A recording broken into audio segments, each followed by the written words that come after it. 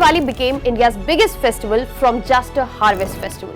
How it is about not just 300 years of light, but also faith and history. How it has united various faiths over the years and it represents real India. Homes are decorated, markets are set, photos are being waited for and sweets are going to be distributed. This is how we look at Diwali. But this festival of lights has not accumulated in a day. This is a history of 3,000 more years of light as well as faith. Hello everyone, welcome to Vajram and Ravi's Flash News. My name is Shubhangi Singh and on the occasion of Diwali, we will be diving deep and understand that how Diwali became the biggest festival of India from a simple harvest festival. Over the time, each faith and era has added new meanings to Diwali, from Mahavira's Nirvana to Lord Ram's return and to Guru Har Gobind's freedom shaped the modern Diwali that we celebrate. Now let us dive deep into the timeline and understand this in detail. Starting with the ancient origin, the ancient period, you will find mentions of Diwali or Deepavali, which means row of lamps, as a simple harvest festival where farmers lit the lamps and thanked the sun and also showed gratitude for protecting fields. This was a symbol for purification, renewal and gratitude. And I am talking about time as back as before first millennium BCE began. So you get to see here that Diwali had no religious link at all. It was basically a seasonal event. Farmers celebrated it at the end of the harvest by lighting small lamps. And you can find the mentions of this in Skand Purana as well.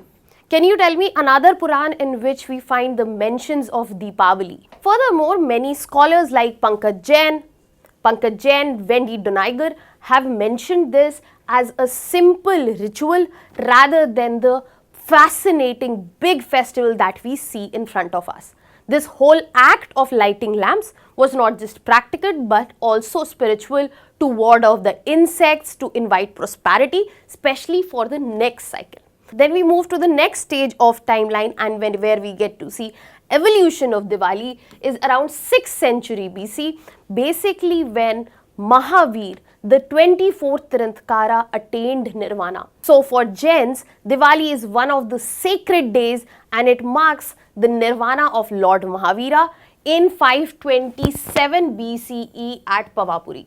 There are many early texts, if we talk about Tiloya Panatti, which show that there is a mention of Dipalikaya, and this symbolizes hair Deepavali. The diyas which are lightened up, they symbolize enlightenment and liberation. So you get to see that there has been gradual evolution of Diwali, जहाँ पे अलग अलग timeline पे हमने यहाँ पर नए meanings add होते हुए देखा है, कई लेयर्स को ऐड होते हुए देखा, और that adds up to the grandeur of the festivity that we see in our country. Then coming to the next stage in the timeline that we are going to talk about is from the epics, the most known story of Ramayana.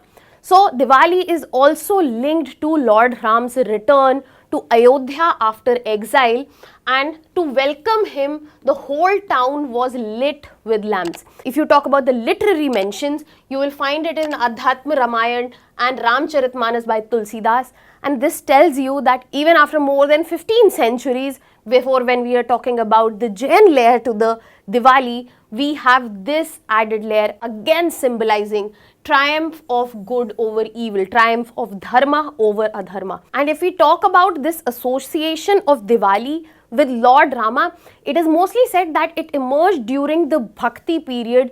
This is where we get to see the narration of Tulsidas that when Rama returned, when Lord Ram returned to Ayodhya after defeating Ravan, this is when we see celebration of Diwali. This is the most known story, adding to the fabric, adding to the celebration, but there is so much more. We also get to see an added celebration from the Sikh community that is followed as Bandi Chhor Divas.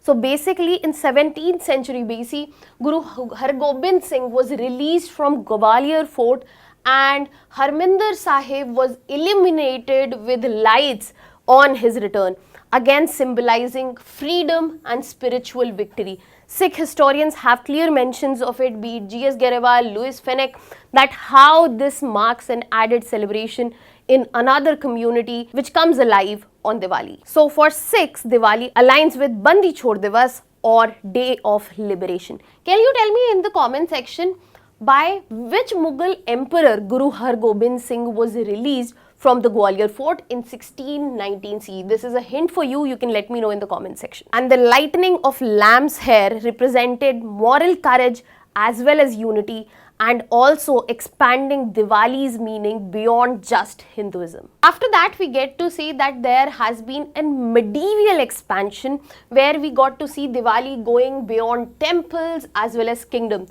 So specifically, this was Bhakti era where saints like Tulsidas, Surdas, they brought devotion meaning of light.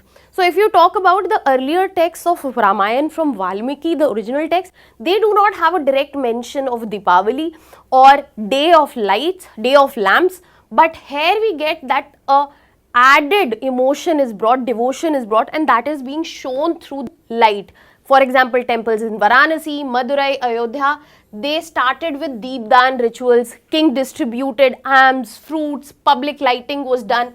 And Diwali was also gradually seen in the medieval period as a royal and social event. This is one of the monumental stages in timeline which paved way for the colonial modernity that we saw, and Diwali went beyond its usual terrains, and from merchants and traders they made Diwali the new fiscal year.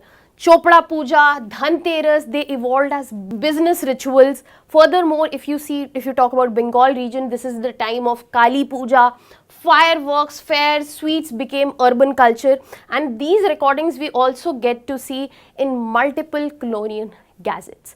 And this is where a whole foundation evolution has been laid, where we get to see our present time wholesome, big Diwali from especially the 20th and 21st centuries, where it is part of cinema, media, diaspora, where there are Diwali holidays, where UN and global cities recognize it as a cultural holiday. It is celebrated over 50 countries, and there is a call for, at this time, eco-friendly and digital celebrations as well. Where globalization has brought people closer, it has taken festivals far and beyond just the boundaries. Now, what do you think about it? Let me know in the comment section. That was all from my side. Thank you so much.